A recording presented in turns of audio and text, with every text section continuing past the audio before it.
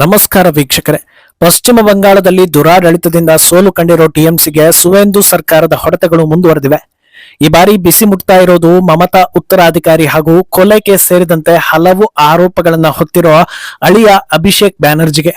ಎಲೆಕ್ಷನ್ಗೂ ಮುನ್ನ ಯಾವ ರೇಂಜ್ಗೆ ವೀರಾವೇಶ ಪ್ರದರ್ಶನ ಮಾಡ್ತಾ ಇದ್ರು, ಆದ್ರೆ 10 ದಿನಗಳಲ್ಲಿ ಎಲ್ಲಿಗೆ ಬಂದು ನಿಂತಿದ್ದಾರೆ ಅನ್ನೋದು ದೊಡ್ಡ ಮಟ್ಟದಲ್ಲಿ ಚರ್ಚೆ ಆಗ್ತಾ ಇದೆ. ತಮ್ಮ ಸಂಸ್ಥಾನ ಅನ್ನೋ ಹಾಗಿದ್ದ ಡೈಮಂಡ್ ಹಾರ್ಬರ್ ನಲ್ಲಿ ಈಗ ಯಾವ ಆಟವೂ ನಡೆಯೋದಿಲ್ಲ ಅನ್ನೋ ಹಾಗಾಗಿದೆ. ತಮ್ಮ ಆಪ್ತ ಹಾಗೂ ಜನರನ್ನ ಹೆದರಿಸಿ ಬೂತ್ ಕಬ್ಜಾ ಮಾಡಿ ವಿನ್ ಆಗ್ತಾ ಇದ್ದ ಜಹಾಂಗೀರ್ ಖಾನ್ ಕೂಡ ತಂಡ ಹೊಡೆದಿದ್ದು ಮತ್ತೊಂದು ಕ್ಷೇತ್ರ ಬಿಜೆಪಿ ಪಾಲಾಗುವುದು 95% ಕನ್ಫರ್ಮ್ ಆಗಿದೆ. ಇದರ ಜೊತೆಗೆ ಟಿಎಂಸಿಗೆ ಮುಖಭಂಗ ತರಿಸುವ ಹಾಗೂ ಜನಪರವಾದ ಸಾಕಷ್ಟು ಬೆಳವಣಿಗೆಗಳು ಬಂಗಾಳದಲ್ಲಿ ನಡೀತಾ ಇದೆ. ಇದೆಲ್ಲವನ್ನ ಒನ್ ಬೈ ಒನ್ ವಿವರಿಸ್ತಾ ಹೋಗ್ತೀವಿ. ಈ ವಿಡಿಯೋವನ್ನ ತಪ್ಪದೆ ಕೊನೆ ತನಕ ನೋಡಿ. ಅದಕ್ಕೂ ಮುನ್ನ ಮೀಡಿಯಾ ಮಾನ್ಸ್ಟರ್ ಚಾನಲ್ ಅನ್ನ ತಪ್ಪದೆ ಸಬ್ಸ್ಕ್ರೈಬ್ ಮಾಡಿ. ಎಸ್, ಯಾವ ಹುತ್ತದಲ್ಲಿ ಯಾವ ಹಾವಿರುತ್ತೋ ಅನ್ನೋ ಗಾದೆ ಇದೆ. ಆದ್ರೆ ಬಂಗಾಳದ ವಿಚಾರಕ್ಕೆ ಬಂದ್ರೆ ಆ ಹಾವು ಯಾವುದು ಅನ್ನೋದು ಜನರಿಗೆ ಗೊತ್ತಿತ್ತು. ಆದ್ರೆ ಆ ಹುತ್ತದಲ್ಲಿ ಏನೇನೆಲ್ಲ ಆಗ್ತಾ ಇದೆ ಅನ್ನೋದು ಅಲ್ಲಿನ ಜನರಿಗೆ ಬಿಟ್ಟು ಬೇರೆ ಯಾರಿಗೂ ಅಷ್ಟಾಗಿ ಗೊತ್ತಾಗ್ತಾ ಇರ್ಲಿಲ್ಲ. ಸಂದೇಶ್ ಕಾಳಿ, ಆರ್ಜೇಕರ್ ಕಾಲೇಜು, ಹೀಗೆ ದೊಡ್ಡ ದೊಡ್ಡ ಪ್ರಕರಣಗಳು ಮಾತ್ರ ಜನರಿಗೆ ಗೊತ್ತಾಗ್ತಾ ಹೋಯ್ತೆ ಹೊರತು ಸಣ್ಣ ಪುಟ್ಟ ವಿಚಾರಗಳು ಹೊರ ಜಗತ್ತಿಗೆ ಗೊತ್ತಾಗ್ಲೇ ಇಲ್ಲ. ಆದ್ರೆ ಯಾವಾಗ ಜನರು ಬಿಜೆಪಿಗೆ ಸುನಾಮಿ ಅಂತ ಗೆಲುವು ನೀಡಿ ಸರ್ಕಾರವನ್ನ ಬದಲಾಯಿಸಿದ್ರೋ ಈಗ ಒಂದೊಂದೇ ವಿಚಾರಗಳು ಬೆಳಕಿಗೆ ಬರ್ತಾ ಇದೆ. ಆಡಳಿತ ವಿರೋಧಿ ಅಲೆ ತಾರಕಕ್ಕೇರಿದೆ ಅಂತ ಗೊತ್ತಿದ್ರು ಮಮತಾ ಹಾಗೂ ಇತರೆ ಟಿಎಂಸಿ ನಾಯಕರ ಬಂಡ ಧೈರ್ಯ ಮಾತ್ರ ದೊಡ್ಡ ಮಟ್ಟದಲ್ಲೇ ಇತ್ತು. ಆದ್ರೆ ಒಂದೇ ವಾರದಲ್ಲಿ ಬಂಗಾಳದ ಹಣೆ ಬರಹ ಕಂಪ್ಲೀಟ್ ಆಗಿ ಬದಲಾಗ್ತಾ ಇದೆ. ಎರಡನೇ ಹಂತದ ವೋಟಿಂಗ್ ವೇಳೆ ಫಾಲ್ಟಾ ಅನ್ನೋ ಕ್ಷೇತ್ರದಲ್ಲಿ ಬೂತ್ ಕಬ್ಜಾ ಮಾಡೋದಕ್ಕೆ ಹೋಗಿ ಗಲಾಟೆ ನಡೆದಿತ್ತು. ಅಲ್ಲಿ ಮರು ಮತದಾನ ನಡೆಸೋದಕ್ಕೆ ನಿರ್ಧಾರ ಕೈಗೊಳ್ಳಲಾಗಿತ್ತು. ಮೇ 21ರಂದು ವೋಟಿಂಗ್ ಫಿಕ್ಸ್ ಆಗಿತ್ತು. ಆದ್ರೆ ಈಗ ಸಡನ್ ಆಗಿ ಆ ಕ್ಷೇತ್ರದ ಟಿಎಂಸಿ ಅಭ್ಯರ್ಥಿ ಹಾಗೂ ಗೂಂಡಾಗಿರಿ ಮೂಲಕ ಕುಖ್ಯಾತಿ ಗಳಿಸಿದ್ದ ಜಹಾಂಗೀರ್ ಖಾನ್ ನಾಮಪತ್ರವನ್ನೇ ವಾಪಸ್ ಪಡೆದಿದ್ದಾರೆ. ಅಲ್ಲಿಗೆ ಟಿಎಂಸಿ ಅಭ್ಯರ್ಥಿಯೇ ಇಲ್ಲ ಅನ್ನೋದು ಕ್ಲಿಯರ್ ಆಗಿದೆ. ಆದ್ರಿಂದ ಬಿಜೆಪಿ ಗೆಲುವು ಇನ್ನಷ್ಟು ಸುಲಭ ಆದಂತಾಗಿದೆ. ಹೇಳಿ ಕೇಳಿ ಅಭಿಷೇಕ್ ಬ್ಯಾನರ್ಜಿಯ ಅತ್ಯಾಪ್ತ ಆ ಕ್ಷೇತ್ರದಲ್ಲಿ ಜಹಾಂಗೀರ್ನದ್ದೇ ಹವಾ ಅಂತೆಲ್ಲ ಬಿಲ್ಡಪ್ ಕೊಡೋ ಕೆಲಸ ಆಗ್ತಾ ಇತ್ತು. ಆದ್ರೆ ಈಗ ನೋಡಿದ್ರೆ ಕೊನೆ ಪಕ್ಷ ಕಾಂಪಿಟೇಷನ್ ಮಾಡೋದಕ್ಕೂ ಧೈರ್ಯ ಇಲ್ಲ ಅನ್ನೋ ಹಾಗೆ ಚುನಾವಣೆಯಿಂದಲೇ ಹಿಂದೆ ಸರಿದಿದ್ದಾರೆ. ಇದು ಟಿಎಂಸಿಗೆ ದೊಡ್ಡ ಮುಖಭಂಗವನ್ನ ತರಿಸ್ತಾ ಇದೆ. ಈ ಡ್ಯಾಮೇಜ್ ಕಂಟ್ರೋಲ್ ಮಾಡೋದಕ್ಕೆ ಟ್ವೀಟ್ ಮಾಡಿರೋ ಟಿಎಂಸಿ, ಇದು ಜಹಾಂಗೀರನ ವೈಯಕ್ತಿಕ ನಿರ್ಧಾರ, ಇದಕ್ಕೂ ನಮಗೂ ಯಾವುದೇ ಸಂಬಂಧ ಇಲ್ಲ ಅಂತ ಹೇಳಿ ಕೈ ತೊಳ್ಕೊಂಡಿದೆ. ಕಾರಣ 100 ಕೊಡಬಹುದು, ಆದ್ರೆ ಇದೊಂಥರ ಚುನಾವಣೆಗೂ ಮುನ್ನವೇ ಸೋಲನ್ನ ಒಪ್ಪಿಕೊಂಡಂತೆ ಅನ್ನೋ ರೀತಿ ಭಾಸವಾಗ್ತಾ ಇದೆ.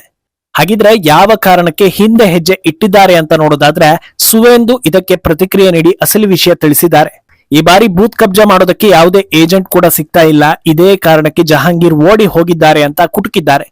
ವೋಟಿಂಗ್ ದಿನ ಗಲಭೆ ಸಂಬಂಧ ಸುಮಾರು 100ಕ್ಕೂ ಹೆಚ್ಚು ಟಿಎಂಸಿ ಕಾರ್ಯಕರ್ತರು ಅರ್ಥಾತ್ ಗೂಂಡಾಗಳನ್ನ ಪೊಲೀಸರು ವಶಕ್ಕೆ ಪಡೆದಿದ್ದಾರೆ. ಈಗ ಬೂತ್ ಅನ್ನ ಕಬ್ಜಾ ಮಾಡೋದಕ್ಕೆ ಹೊಸ ಗೂಂಡಾಗಳನ್ನ ಎಲ್ಲಿಂದ ತರೋದು? ಗೂಂಡಾಗಳಿಲ್ಲದೆ ಚುನಾವಣೆಗೆ ನಿಂತ್ರೆ ಹೀನಾಯ ಸೋಲಾಗುತ್ತೆ. ಅದಕ್ಕಿಂತ ಮುಂಚೆಯೇ ಹಿಂದೆ ಬಂದ್ರೆ ಒಂದ್ ಸ್ವಲ್ಪ ದಿನ ಆಡಿಕೊಳ್ತಾರೆ, ಆಮೇಲೆ ಮರೆತು ಬಿಡ್ತಾರೆ ಅನ್ನೋ ರೀತಿ ಯೋಚಿಸಿರಬಹುದು ಅನ್ನೋ ಚರ್ಚೆ ನಡೆದಿದೆ. ಅಂದಹಾಗೆ ಈ ಬಾರಿ ಜಹಾಂಗೀರ್ ಸ್ಪರ್ಧೆ ಮಾಡಿದ್ದೇ ಹೌದಾಗಿದ್ರೆ ಹೀನಾಯವಾಗಿ ಸೋಲಿಸೋದಕ್ಕೆ ಜನರು ಕೂಡ ಕಾಯ್ತಾ ಕೂತಿದ್ರು. ಯಾಕಂದ್ರೆ ಪ್ರತಿ ಸಲ ಬೂತ್ ಕಬ್ಜಾ ಅನ್ನೋದು ಕಾಮನ್ ಆಗಿತ್ತು. ಆದ್ರೆ ಈ ಬಾರಿ ಸೆಕ್ಯೂರಿಟಿ ಟೈಟ್ ಇದ್ದು ಗೂಂಡಾಗಿರಿ ಮಾಡೋದಕ್ಕೆ ಬಂದಿದ್ರಿಂದ ಖುದ್ದು ಜನರೇ ರೊಚ್ಚಿ ಗೆದ್ದಿದ್ರು. ಗುಂಪುಗೂಡಿ ಸಿಆರ್ಪಿಎಫ್ ಯೋಧರ ಬಳಿ ಹೋಗಿ ನಮ್ಮ ಬೂತ್ ನಲ್ಲಿ ಗೂಂಡಾಗಿರಿ ನಡೀತಾ ಇದೆ, ಬಂದು ವಿಚಾರಿಸ್ಕೊಳ್ಳಿ ಅಂತ ಹೇಳೋ ಮಟ್ಟಕ್ಕೆ ಧೈರ್ಯವನ್ನ ತೋರಿಸಿದ್ರು. ಅದರ ಫಲವಾಗಿ ದುಷ್ಕರ್ಮಿಗಳ ಪ್ಲಾನ್ ಫೇಲ್ಯೂರ್ ಆಗಿ ರೀವೋಟಿಂಗ್ ನಡೀತಾ ಇದೆ. ಮೊದಲೇ ರಾಜ್ಯದಲ್ಲಿ ಬಿಜೆಪಿ ಸರ್ಕಾರ ಇದೆ, ಅದರ ಮಧ್ಯೆ ಕೇಂದ್ರ ಸರ್ಕಾರ ಕೂಡ ಎಕ್ಸ್ಟ್ರಾ ಪವರ್ ಕೊಡ್ತಾ ಇದೆ. ಈಗ ಮತ್ತೆ ತಲಹರಟೆ ಮಾಡಿದ್ರೆ ಏನೇನೆಲ್ಲ ಅನುಭವಿಸಬೇಕಾಗ್ಬೋದು ಅನ್ನೋ ಭಯದಲ್ಲಿ ಹಿಂದೆ ಸರದಂತಿದೆ. ಆದ್ರೆ ಈಗ ಜಹಾಂಗೀರ್ಗೆ ಇನ್ನಷ್ಟು ಸಂಕಷ್ಟ ಕೂಡ ಶುರುವಾಗಿದೆ. ಮೊದಲೇ ಸ್ಮಗ್ಲಿಂಗ್ ಸೇರಿ ಹಲವು ಕೇಸ್ಗಳು ಆತನ ಮೇಲೆ ದಾಖಲಾಗಿದ್ವು. ಈಗ ಸಾಂವಿಧಾನಿಕ ಹುದ್ದೆಯೂ ಇಲ್ಲ ಅಂದ್ರೆ ಜೈಲು ಬಾಬಾ ಅಂತ ಕರಿತಾ ಇರೋ ಹಾಗಿದೆ. ಜಹಾಂಗೀರನ್ನ ರಕ್ಷಣೆ ಮಾಡೋ ಕೆಪಾಸಿಟಿ ಇದ್ದಿದ್ದು ಆತನ ಬಾಸ್ ಅಭಿಷೇಕ್ ಬ್ಯಾನರ್ಜಿಗೆ. ಆದ್ರೆ ಈಗ ಅಭಿಷೇಕ್ ಬಚಾವ್ ಮಾಡೋದಕ್ಕೆ ಯಾರು ಇಲ್ಲದಂತಾಗಿದೆ. ಕಳೆದ 15 ವರ್ಷಗಳಿಂದ ಅಕ್ರಮ ಮಾಡಿದ್ರೆ ಅದಕ್ಕೆ ಶಿಕ್ಷೆ ಇದೆ ಅನ್ನೋ ಕಾನ್ಸೆಪ್ಟೇ ಗೊತ್ತಿರಲಿಲ್ಲ. ಆದ್ರೆ ಈಗ ಅಕ್ರಮವಾಗಿ ಸರ್ಕಾರಿ ಜಾಗದಲ್ಲಿ ಕಟ್ಟಿರೋ ಬಿಲ್ಡಿಂಗ್ಗೆ ಬುಲ್ಡೋಸರ್ ಮೂಲಕ ಕೆಡವೋ ಪರಿಸ್ಥಿತಿ ಬಂದಿದೆ. ಕಾಳಿಘಾಟ್ ರೋಡ್ ನಲ್ಲಿ ಅಭಿಷೇಕ್ ತಾಯಿ ಲತಾ ಬ್ಯಾನರ್ಜಿ ಹೆಸರಲ್ಲಿ ದೊಡ್ಡ ಬಿಲ್ಡಿಂಗ್ ಒಂದನ್ನ ಕಟ್ಟಲಾಗಿತ್ತು. ಅದು ಇಲ್ಲೀಗಲ್ ಆಗಿರೋದ್ರಿಂದ ಕೋಲ್ಕತಾ ಮುನ್ಸಿಪಲ್ ಆಕ್ಟ್ 1980ರ ಅಡಿಯಲ್ಲಿ ಅದನ್ನ ಕೆಡವೋ ಸಂಬಂಧ ನೋಟಿಸ್ ಕೂಡ ನೀಡಲಾಗಿದೆ. ಮುಂದಿನ 7 ದಿನಗಳಲ್ಲಿ ಅದನ್ನ ಕೆಡವಲಾಗುತ್ತೆ ಅನ್ನೋದು ಕ್ಲಿಯರ್ ಆಗಿ ಮೆನ್ಷನ್ ಮಾಡಿದ್ದಾರೆ. ಸದ್ಯದ ಪರಿಸ್ಥಿತಿ ನೋಡಿದ್ರೆ ಅದನ್ನ ತಡೆಯೋದಕ್ಕಂತೂ ಸಾಧ್ಯವೇ ಇಲ್ಲ.